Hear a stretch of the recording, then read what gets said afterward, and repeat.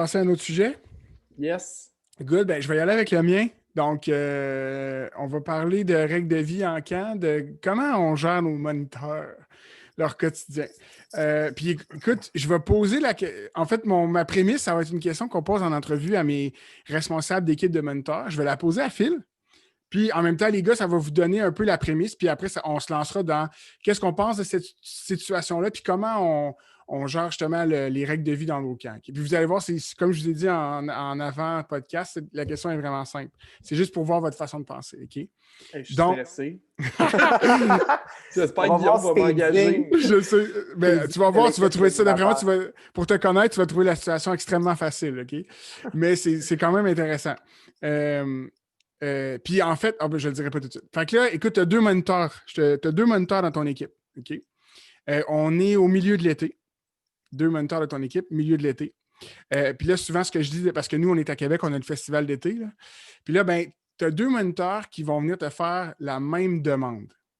Okay? Ils ne se sont pas parlé, ce n'est pas comme un plan à deux. Là. Ils vont venir te faire la même demande. Ils vont venir te dire que, écoute, jeudi, il y a, je ne sais pas quel groupe au festival d'été. Puis, ils aimeraient ça finir plus tôt pour aller voir le spectacle. OK? Puis, juste pour te donner un peu de jus aussi, là, chez nous, c'est quelque chose qui peut se faire. Là. Je veux dire, il peut se faire remplacer par quelqu'un, puis on peut changer 2 heures de quelqu'un, puis il peut finir plus tôt. Là. Ça, il n'y a pas de problème. Okay? Fait qu'ils vont te faire la même demande, mais comme je t'ai dit, ils ne savent pas qu'ils t'ont fait cette demande-là en même temps. Ils vont te la faire d'avance, tu vas le savoir une semaine d'avance, ça, c'est beau. OK? Puis, la seule différence entre les deux, c'est que tu as un moniteur qui est toujours ponctuel, qui arrive d'avance, il est toujours à son affaire, il fait sa prog, il fait ses activités, puis il est chill. Puis tu en as un. L'autre aussi est chill. La seule mini-différence, c'est qu'il arrive toujours un petit peu en retard ou toujours sa ligne. Il faut toujours que tu lui dises hey, mettons que le camp commence à 8h, il est toujours là à 8h05 ou à 8h02, genre. C'est toujours ça. Fait que c'est la différence entre les deux. Puis voici ma question maintenant, suite à cette situation-là. OK? Tu peux pas. Je te donne les options suivantes. Je t'oblige un petit peu, OK? OK. Soit tu accordes ce qu'ils veulent aux deux. Donc, tu leur dis oui aux deux, les deux vont finir plus tôt. Soit tu le donnes à un des deux, ou soit tu le donnes pas à aucun des deux. Il y avait 3 options, je m'excuse. Donc, est-ce que c'est clair? Donc, soit tu le donnes aux deux, tu le donnes à un des deux ou à aucun des deux. Qu'est-ce que tu fais? Ça tombe bien parce que cette situation-là, on l'a adressée là, depuis 2 ans maintenant. En fait, je ne l'accorde pas aux deux. Nous, depuis 2 ans, on a un peu statué ce qui permettait au staff de s'absenter, ce qui ne leur permettait pas de s'absenter. Puis les festivals, c'est malheureusement, ça rentre dans la catégorie des choses pour lesquelles ils ne peuvent pas s'absenter. Puis en fait, ce que j'ai mis en place, c'est qu'ils doivent remplir maintenant j'ai un peu officialisé la chose, mais ils doivent remplir une demande un peu formelle de congé ou de vacances et ils doivent justifier pourquoi ils demandent de s'absenter ou pas. Souvent, parce que, puis dans ta situation, ça l'expose un peu, souvent, c'est que c'est ça, ça demandait de les remplacer le jeudi ou le vendredi parce que souvent, les événements ou les raisons de s'absenter, c'était ces journées-là. Mais de façon générale, pour peut-être offrir une plus longue réponse à ta question, je pense que c'est important de statuer qu'est-ce qui est permis puis qu'est-ce qui ne l'est pas. Puis oui, après ça, il y a l'enjeu de le bon employé, le mauvais employé. Je pense que, en tout cas, moi, je l'ai déjà fait, je me suis déjà commis dans certaines situations. Puis je pense que tu apprends de tes erreurs des fois parce que c'est ça. Ça peut se revirer contre toi, malheureusement. Tu sais. Quand tu dis que tu t'es commis, qu'est-ce que tu veux dire? Je pense à une situation où est-ce que j'ai un cordeau qui, depuis qu'il est tout jeune, va une semaine par été dans un camp familial. Et une année, lui et sa copine étaient dans mon équipe de coordination. Et c'était, nous, on veut prendre notre semaine au complet. J'ai 3 cordeaux au camp de jour, j'en aurais perdu 2. Fait que là, j'étais comme, je peux pas vraiment vous permettre de vous absenter les 2. ça a fait, la situation a pris une très, très grosse, une très, très grande envergure, malheureusement. Puis au final, le centre a perdu et l'employé a gagné pour plusieurs raisons. Mais c'est ça, c'est qu'on s'est commis de dire oui, ce serait possible de. Puis finalement, ben, c'était peut-être pas. L'employé n'était peut-être pas ouvert à faire des compromis comme nous, on pensait qu'il était disposé à en faire. Vas-y, Yannick. Ben, c'est parfait. Yannick, qu'est-ce que tu Oui, as. ben, en fait, je vais me mettre dans ta peau à toi là, parce que tu as dit que c'était quelque chose de possible. Parce que moi aussi, j'avais la même réponse que Philippe dans mon camp. Mais si je me mets à ta place, je dis oui aux deux. Et retenez le win-win. Il faut que ce soit win-win. Donc, je dis oui aux deux, mais le message n'est vraiment pas le même. Celui qui est le bon gentil samaritain qui fait tout bien, je lui souligne pourquoi je lui permets de faire ça en disant tu es à l'heure, tu fais ci, tu es un exemple pour les autres et j'en parle devant tout le monde. Celui qui fait plus ou moins ça, je l'amène dans mon bureau et là, je lui demande si tu étais à ma place, est-ce que tu me donnerais cette permission-là? Là, il va dire, ben, moi, je ne sais pas pourquoi. Et là, il me souligne tous les coups qu'il fait plus ou moins l'affaire. Et là, je lui souligne que moi, j'ai fait mon pas. Et là, c'est à lui de me montrer que moi, j'y ai accordé du respect, il faut qu'il m'en accorde du respect. Fait que le 2 minutes pour lui qui ne change rien, moi, il est important. Et donc, il faut que tu fasses attention à ça parce que ton festival est important pour toi, mon 2 minutes est important pour moi. Et donc, on espère que la relation est win-win, qu'il va y avoir des conséquences positives à cette action-là. Crème, c'est good job, ça? C'est bon? C'est un vieux routier. Non, mais en fait, moi, ce que j'allais dire, c'est que en fait, moi, il n'y a pas l'option à mi-chemin.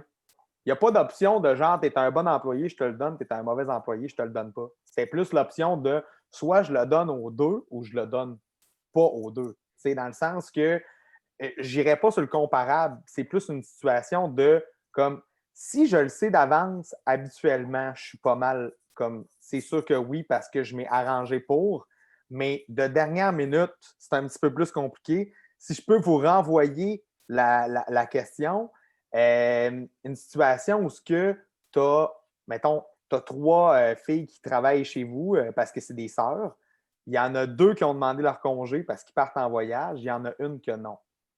Comme, tu y donnes-tu? Tu sais, c'est sûr que oui. Là. En tout cas, personnellement, là, les 2 sont 3 filles. Il y en a 2 qui ont déjà pris leur congé parce qu'ils ont des billets d'avion à toute la famille. Là.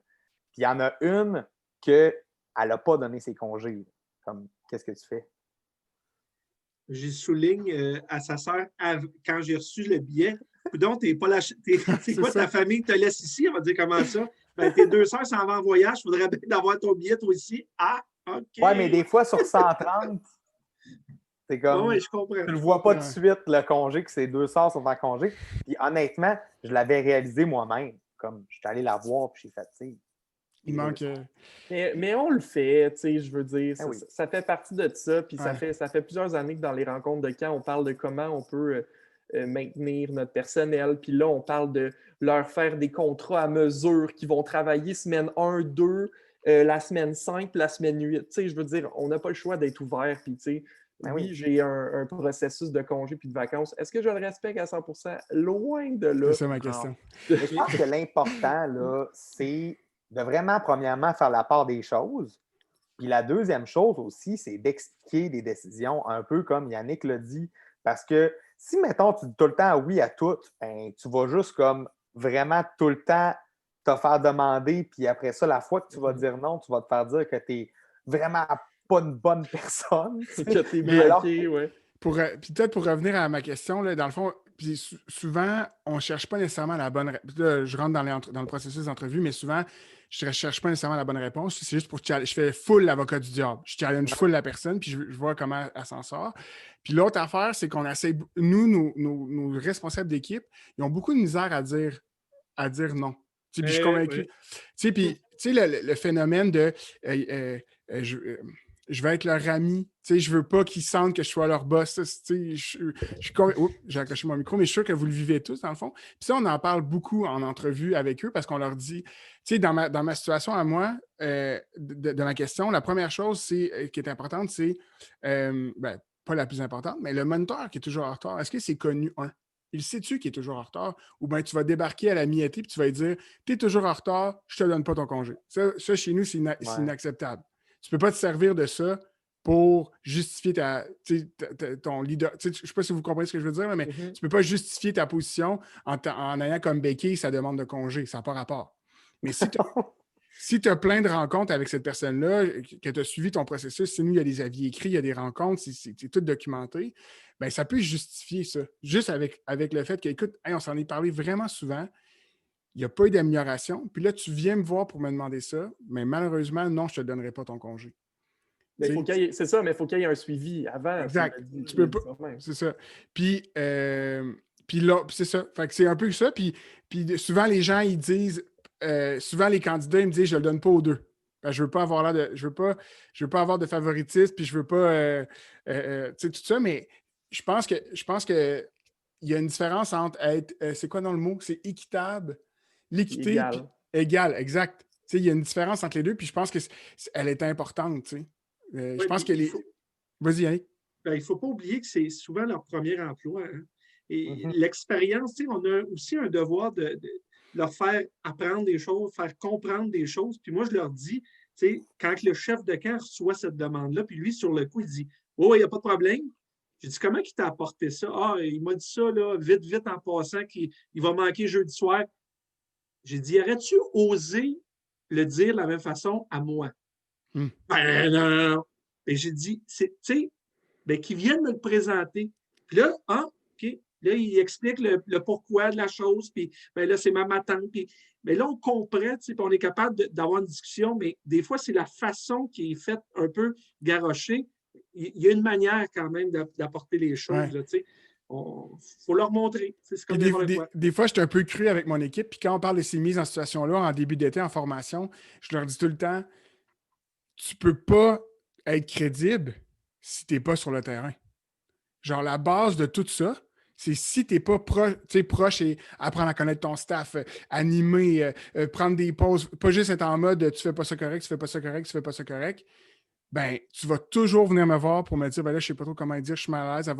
Mais si tu es toujours sur le terrain, puis tu sais, ça se peut pas être, je leur dis aussi, ça se peut pas être bon jour 1. Là, même moi, j'ai encore de la misère. Là, c'est pas genre utopique, la perfection, mais genre, tu vas voir, si tu es vraiment sur le terrain, que des fois, tu vas aux sociaux avec eux, ben leur dire non, ça va être 80 fois plus facile que si tu es toujours en train de triper avec nous, c'est les gilets rouges chez les responsables, puis tu n'es jamais sur le terrain, puis tu fais juste leur faire des mauvais calls. Là, tu vas être une joke, puis là, tu vas avoir des retombées.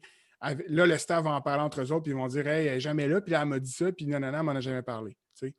Fait que, ça va se parler dans l'équipe, puis ils ne sauront même pas. Ben oui.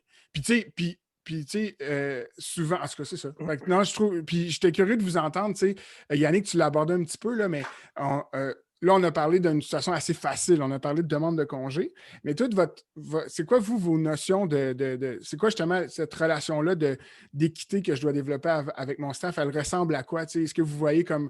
J'imagine que vous ne voyez pas comme un ami, j'imagine que vous voyez comme un boss, mais tu sais, quand il y a un contexte humain, comment vous vous placez dans ça?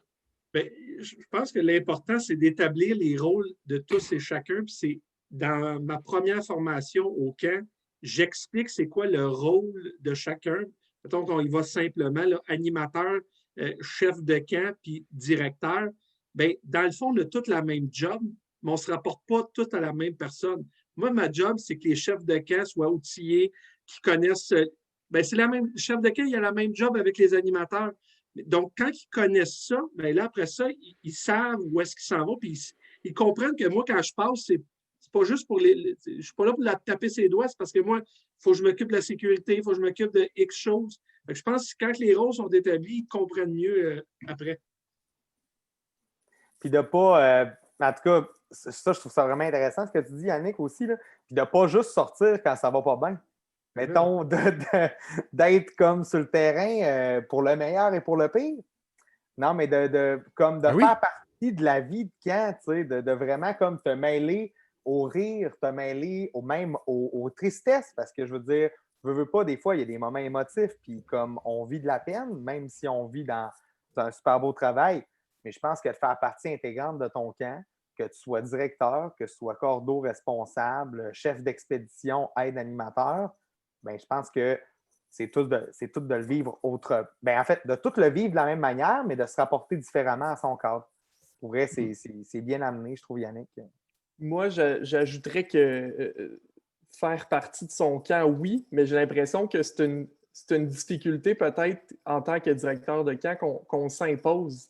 Parce qu'on va se le dire, dans des milieux de travail où est-ce qu'il y a une hiérarchie de haut en bas, hyper verticale, ça peut être plus facile. Puis, tu sais, moi, je me suis, puis je me le fais encore aujourd'hui, des fois reprocher de dire hey, attention, Phil, t'es pas mal proche de ton staff, mais moi, c'est la vision que j'ai décidé d'avoir, puis la façon de penser que j'ai, mais je le sais que cette façon de penser-là m'amène des défis, puis me dire que oui, je suis proche de mon staff, mais quand on est en contexte de travail, puis quand moi, je dois faire mon travail, je me mets des standards encore plus hauts.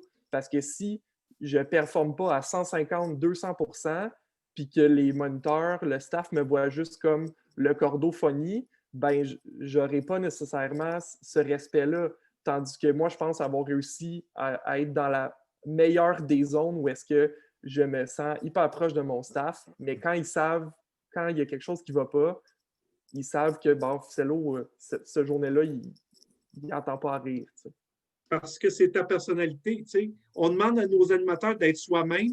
Ben moi, j'étais un chef de camp qui était moi-même, qui était proche de mon staff, qui parlait fort, qui disait des fois des niaiseries, mais j'étais moi-même. Donc, ils me respectaient parce qu'ils ne sentaient pas que je jouais un rôle. J'étais moi-même.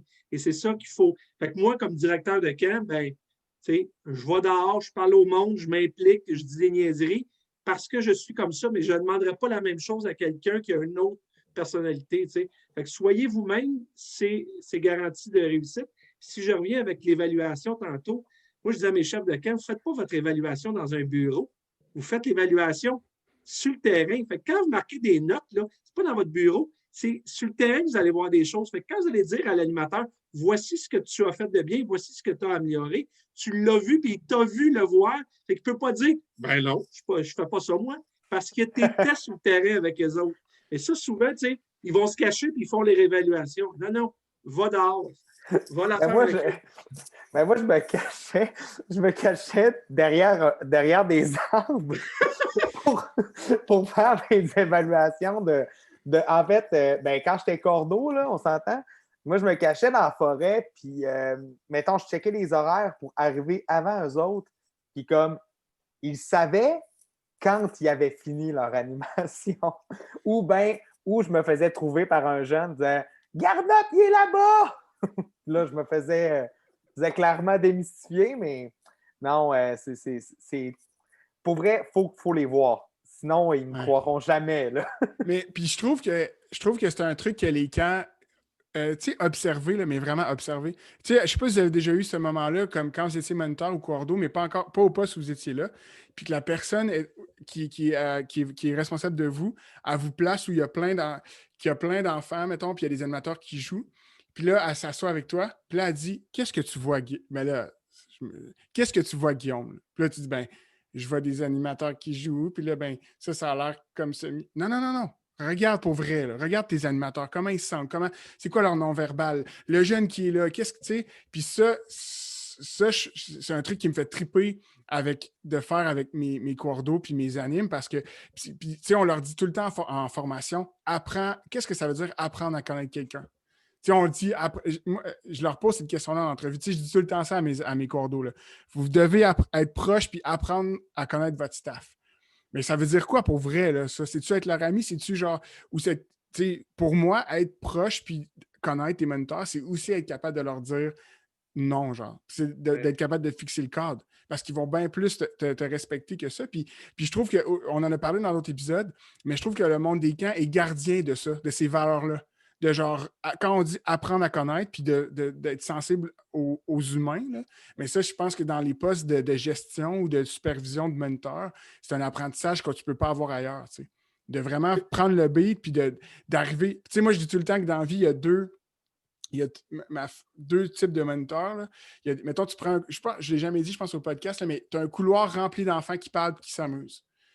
est-ce que tu vas être le moniteur qui marche, puis qui passe à travers, puis qui fait rien? Ou tu vas être le moniteur qui va marcher, puis qui va faire Hey, tes souliers sont sick, hey, salut, nanana, c'est nice, hey, puis que ton truc que tu as fait hier, que tu m'as dit il y a 2 semaines, comment ça a été, nanana, ben moi, je veux que tu deviennes ce moniteur-là ou ce cordeau-là. Tu n'es pas supposé passer comme un touriste à travers une foule d'enfants, puis pas avoir envie de participer à ce qui se passe. Tu sais. J'ai un bon exemple de ce que tu avances. Un camp m'amène en formation, me dit écoute, mon équipe des nouveaux puis des anciens, il n'y a jamais de chimie, tout ça. Fait que je dis ben, je vais aller voir vos formations. Tu sais. Toute la journée, les nouveaux sont d'un bord puis les anciens sont de l'autre. Ouais. Le soir, il y a une activité ensemble. Puis il dit garde, ça ne pogne pas. Fait que j'ai dit tu veux qu'il y ait une chimie, mais tu ne fais rien pour qu'il y en ait une. Fait que il faut, tu sais, à un moment donné, il faut que tu veux quelque chose mêler de l'avant, tu sais. Fait que tu veux que les gens se connaissent, mais créer des activités pour qu'ils se connaissent, créer des activités pour qu'ils se parlent. Sinon, tu dis, ben là, ils apprennent à se connaître, ils ne font pas. Mais non, mais on fait-tu quelque chose pour les aider? Là, ouais, ouais. Puis de toute façon, le comportement que tu t'amènes en formation, c'est le comportement que tu veux qu'il y ait avec les enfants l'été. Voilà. C'est important de mettre ça en place. Dans un scénario comme ça, il me semble que ça serait tellement bénéfique que chaque ancien prenne un nouveau et qu'il fasse ça comme une genre de compétition amicale où Hey, c'est mon nouveau le meilleur. Non, mais tu sais, je vois déjà ça comme. En tout cas, je pense qu'il y a vraiment moyen de faire quelque chose de cool avec un contexte comme ça.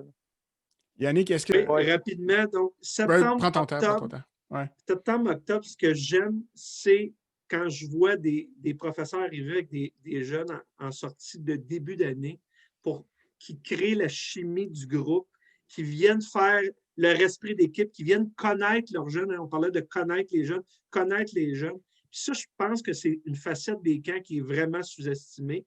Tu sais, souvent, on dit « Ah, c'est la sortie de fin d'année », mais combien de professeurs expérimentés le font depuis plusieurs années? Et comme par hasard, ils me disent « Hey, moi, j'ai un bon groupe cette année », parce qu'ils ont parti en disant « Regarde, on va partir tout le monde égal, on va apprendre à se connaître, on va créer des liens avec les enfants qui ont souvent de la difficulté. » Et le reste de l'année, ils me disent « Tabarouette, ça a bien été cette année. » Donc ça, c'est une facette que je souhaite au camp, qu'il y ait plus de sorties de début d'année parce qu'il y a tellement de belles répercussions pour les classes et pour les professeurs aussi. Puis, mais si tu me permets, Annick, là-dessus, là, vous autres, ben toi, Phil, t'en fais-tu l'automne des sorties? Oui, j'en ai classe nature puis avec séjour. Cool. En fait, je voulais savoir, là, c'est-tu juste moi ou les sorties scolaires d'automne versus les sorties scolaires du printemps? Les sorties scolaires d'automne, là, tu peux pas comme faire de la correction puis être dans une salle puis pas être sur le terrain. Tu as une nouvelle classe. Là. Tandis que, mettons, à l'automne, il y a quand même un moment où c'est plus tranquille pour les professeurs. Puis là, je dis bien ceux qui le veulent ainsi. Là. On s'entend là-dessus. Là. Mais au niveau de l'automne, j'ai aucun professeur ou presque à l'intérieur, comme ils suivent pas mal tout le temps les groupes, tandis qu'au printemps, on connaît un peu cette réalité-là qu'ils ne suivent pas nécessairement. Vous, ça se passe comment à ce niveau-là? Moi, c'est plus, je te dirais de manière générale, je pense que une des raisons pour lesquelles les profs viennent en sortie chez nous, c'est parce qu'ils peuvent prendre un temps de pause pour corriger et prévoir leurs tâches. Je te dirais qu'en séjour, donc avec dodo, ça arrive moins souvent ou ce qui est vraiment chouette pour un professeur, c'est qu'il choisit quand est-ce qu'il va avec ses élèves puis quand est-ce qu'il prend un break 2. Mais je ne vois pas cette différence-là, moi, entre l'automne, l'hiver, parce que j'en ai aussi l'hiver et le printemps. Je te dirais que la plupart viennent pour prendre un temps de repos, mais des fois vont aller jouer avec leur élève. Moi, je vois un peu comme toi, Garnotte. Là, au mois de septembre et octobre, les profs sont vraiment plus impliqués qu'à la fin de l'année parce qu'ils ont un objectif. Là. Pour eux, ils voient aussi des bénéfices qu'à la fin de l'année, ben, ils corrigent et ils ont d'autres choses à faire. Donc, moi, je vois une grosse différence. Et bien sûr, s'ils couchent en plus, ben là, c'est sûr que le prof est vraiment très impliqué dans toute la gamme.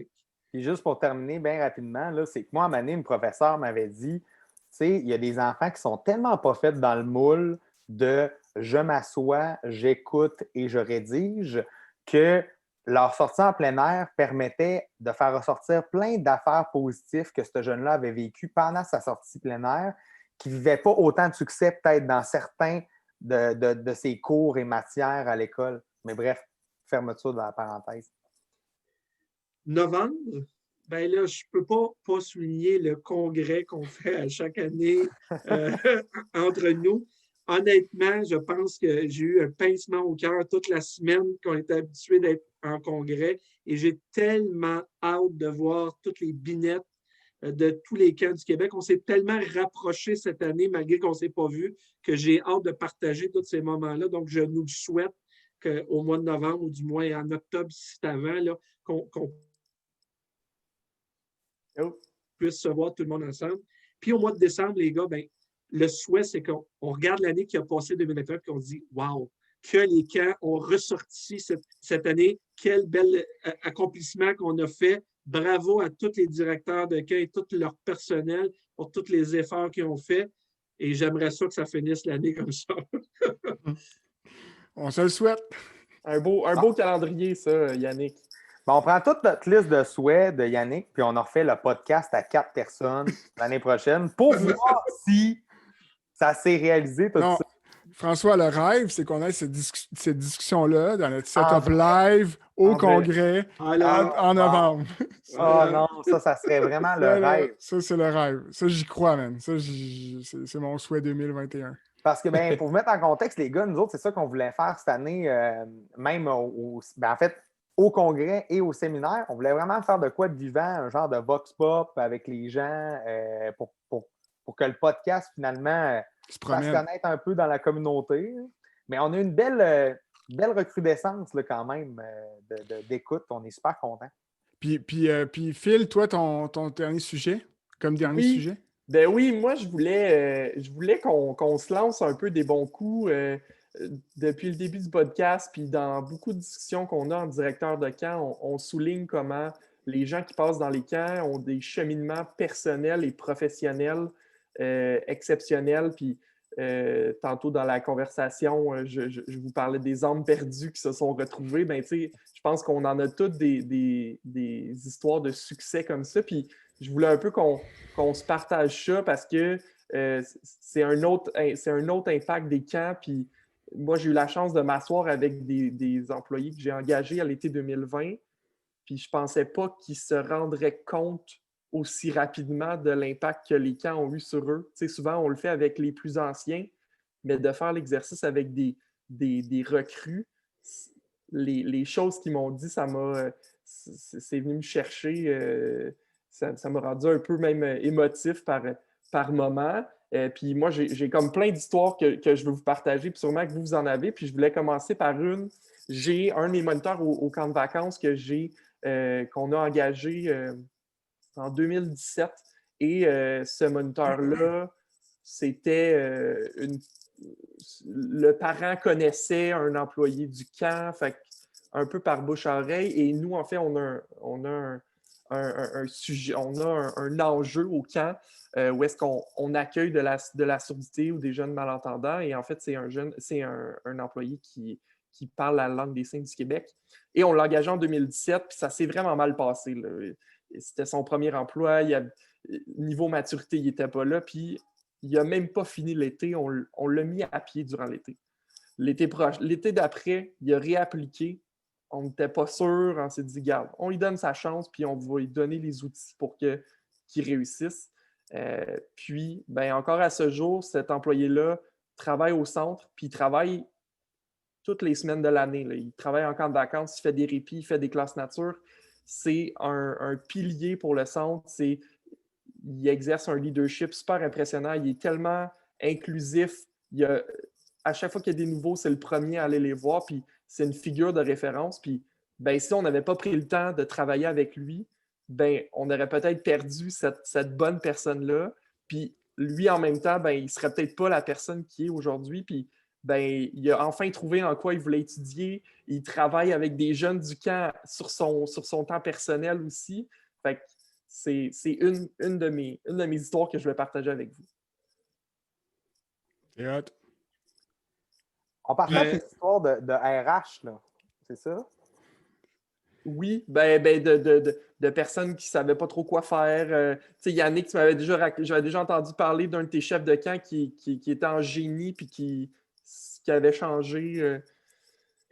Effectivement, ouais, je l'ai compté la dernière fois au podcast, là, un ingénieur qui était devenu professeur au primaire.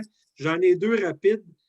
Moi, j'ai quelqu'un qui avait un ami médecin qui étudiait en médecine et puis il avait échoué. Ils ont comme une entrevue à faire là, pour être en médecine et il n'était pas capable de parler devant le comité de sélection. C'était un gars super brillant, mais il n'était pas capable de s'exprimer. Puis, tu sais, et là, son ami a dit, mais non, passer un été dans un camp, tu vas voir que ça va te déniaiser un peu, ça va te donner des outils. Bien, il est venu passer un été dans le camp, puis ça a pris, tu sais, c'est un gars super intelligent, en 3 mois, on a vu un changement majeur, et aujourd'hui, c'est un médecin, et quand je l'ai revu, il m'a dit, ça a changé probablement ma vie, parce que je ne suis pas sûr que je serais devenu médecin, parce que je n'aurais peut-être pas passé les entrevues. Puis dans le même ordre d'idée que toi, Philippe, il y a déjà eu quelqu'un en entrevue que ça faisait 20 minutes, j'ai arrêté l'entrevue, j'ai dit, je vais être honnête avec toi, c'est la pire entrevue que j'ai eue dans ma vie, mais tu es le gars le plus motivé que j'ai jamais vu de ma vie. Donc, je vais t'offrir un emploi et je te le dis, tu vas brailler pendant 3 ans parce que je ne pense pas que tu as les outils aujourd'hui, mais ton vouloir va changer ta vie. Et c'est l'animateur qui est resté le plus longtemps au camp. Il a fait 8 ans. Il parle encore de nous parce qu'il a évolué au camp.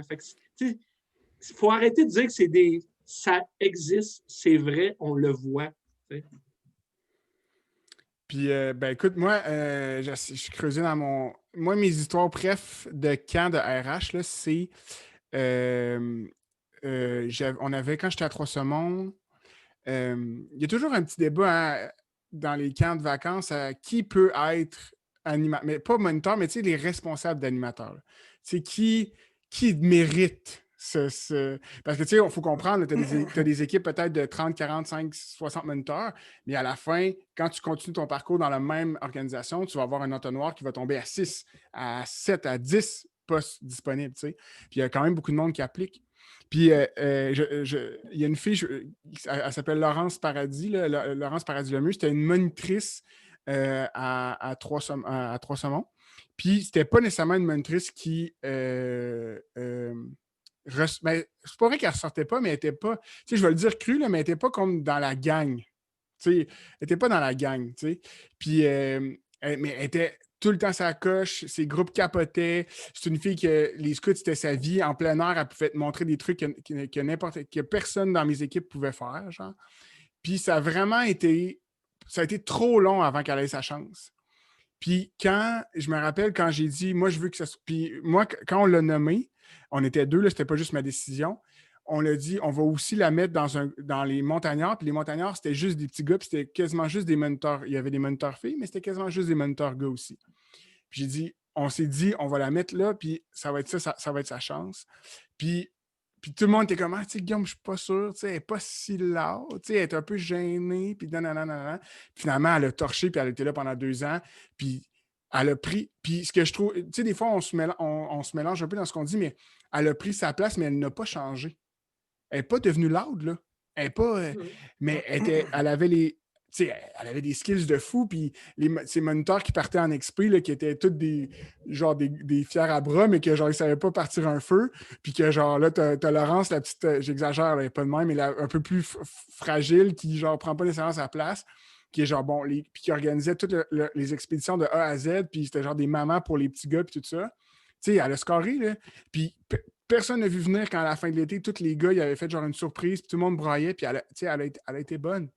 Mais tu sais, des fois, il faut, tu sais, même si on est en camp et que notre monde est si merveilleux et humain, on hésite des fois à sortir genre de notre carcan habituel de genre, il y a une gang, puis là, il y en a, tu sais, des fois, il faut aller, puis tu sais, en tout cas, j'aurais puis juste pour faire une autre histoire courte, on a une collègue qui travaille actuellement au Centre des loisirs, qu'on s'est croisé dans notre parcours en camp à Trois-Saumons avant, puis maintenant, on est collègues à Saint-Sacrement.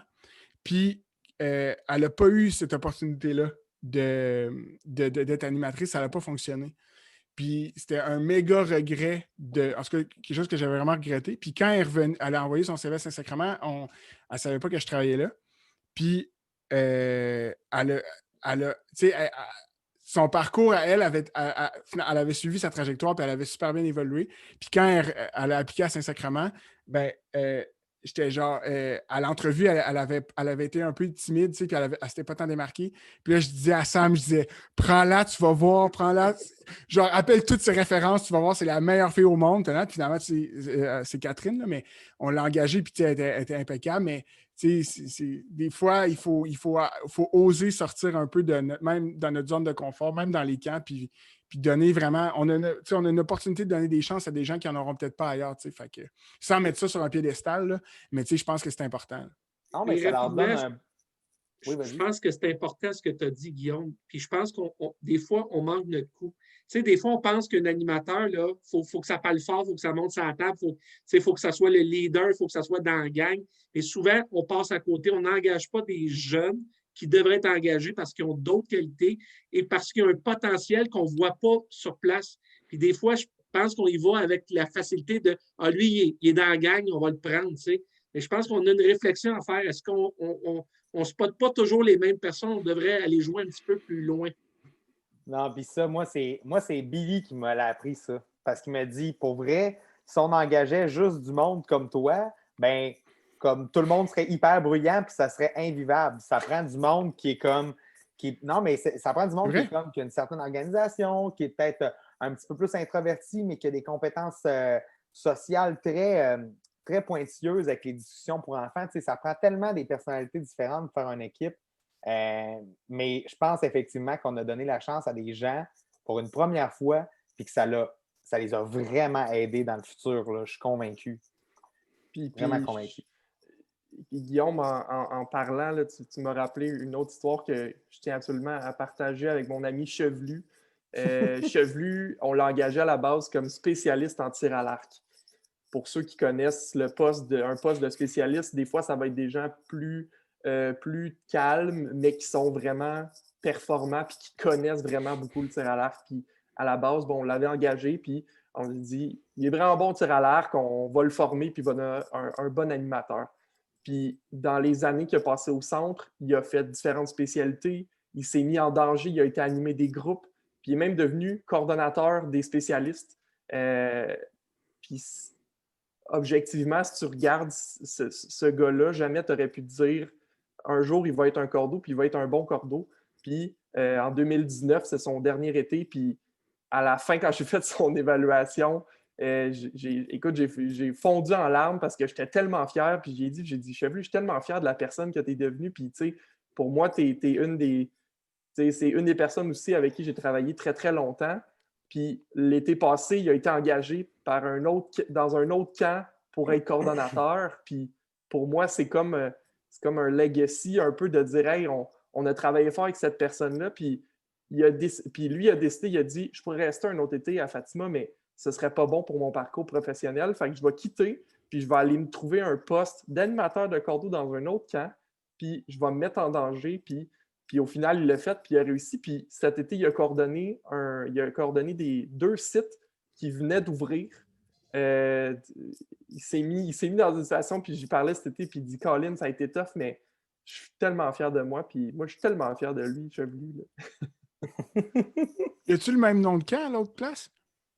Je sais pas. Okay. Il travaillait au camp Bois de Boulogne cet été. Okay, mais Chevelu, c'est assez incroyable comme nom de camp. On va se le dire. Puis il y a une touffe, là, ça va avec le personnage. Ça serait drôle qu'il soit rasé, par exemple. Il peut pas être chauve, Chevelu. C'est drôle s'il est chauve. Oh là là. Mais tu sais, puis le point que je voulais amener avec ça, puis on en a parlé un peu, c'est que des gens qui travaillent dans les camps, c'est pas juste des futurs professeurs, c'est des futurs médecins, c'est des futurs ingénieurs, c'est des futurs, c'est des humoristes, c'est des chanteurs. Les camps, là, on produit plein d'humains puis qui ont différents chemins puis qui vont aller suivre différents chemins. Mais je pense qu'ils sont tous enrichis à différents niveaux par cette expérience camp-là. Ouais, ça vient aussi des comptables qui animent leur party de job, là. En effet. Ben écoute, est-ce qu'il y en a qui voulaient racheter quelque chose? Sinon, ça ferait peut-être pas mal le tour de l'épisode. Ben moi, j'ai pas compté l'histoire, mais juste... Ah oui, excuse, vas-y. Mais quand même, très rapidement, là, je veux dire, le podcast me permet de compter beaucoup d'histoires. Fait que rendu là, Je vais juste y aller avec de quoi d'aussi simple. Ben, d'aussi simple.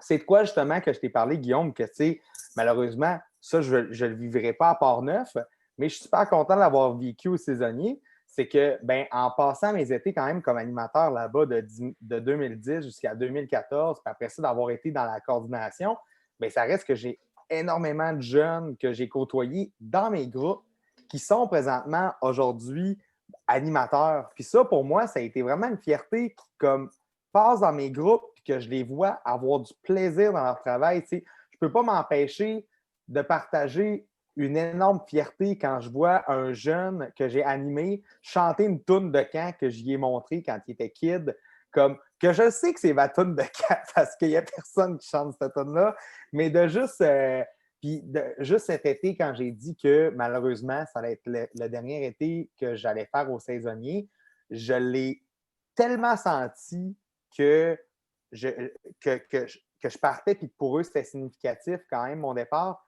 mais j'ai pris le temps justement de leur discuter que ma décision, c'est pas par rapport aux gens ni à l'endroit, tu sais, c'est pour un cheminement professionnel.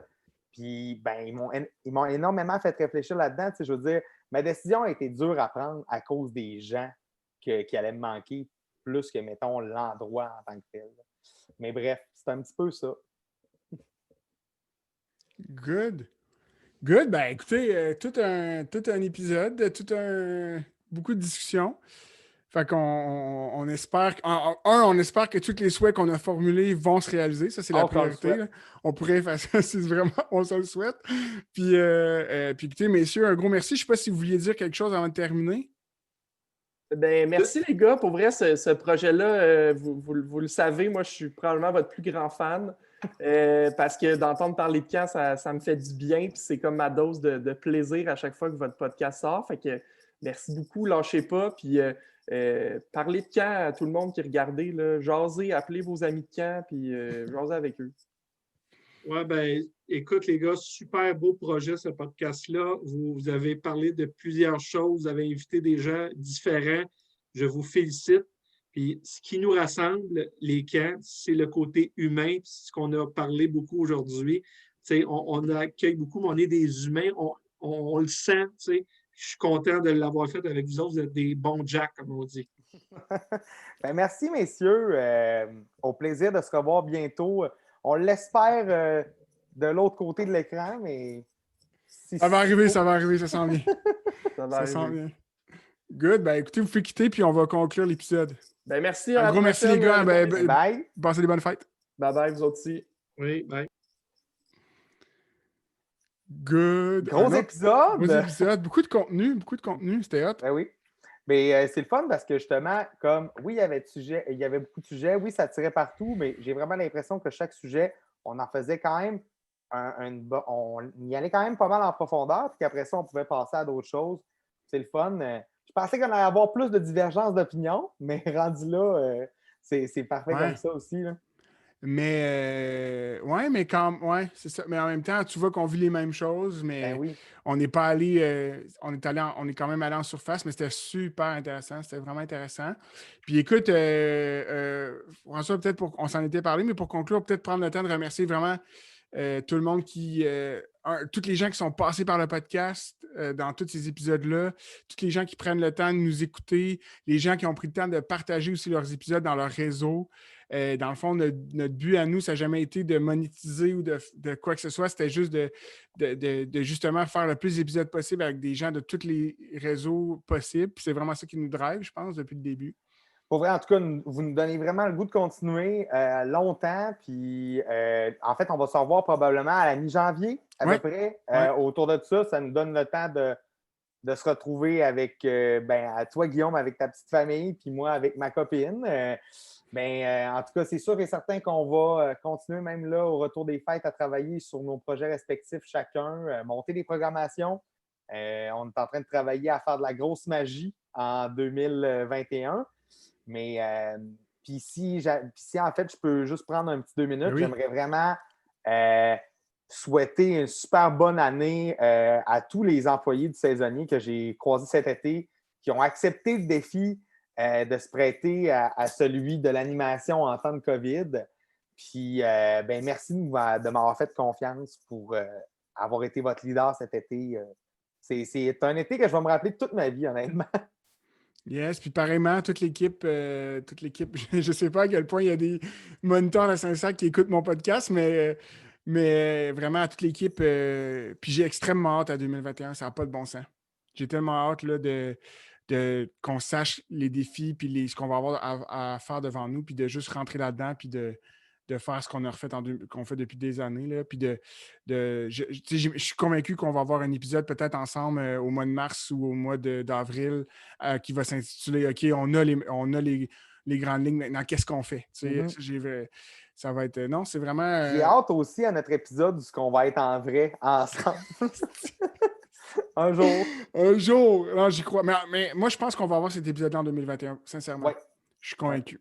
Ça Toujours un plaisir. Ben oui, toujours un plaisir. Passe des bonnes fêtes, François. On se reparle au retour.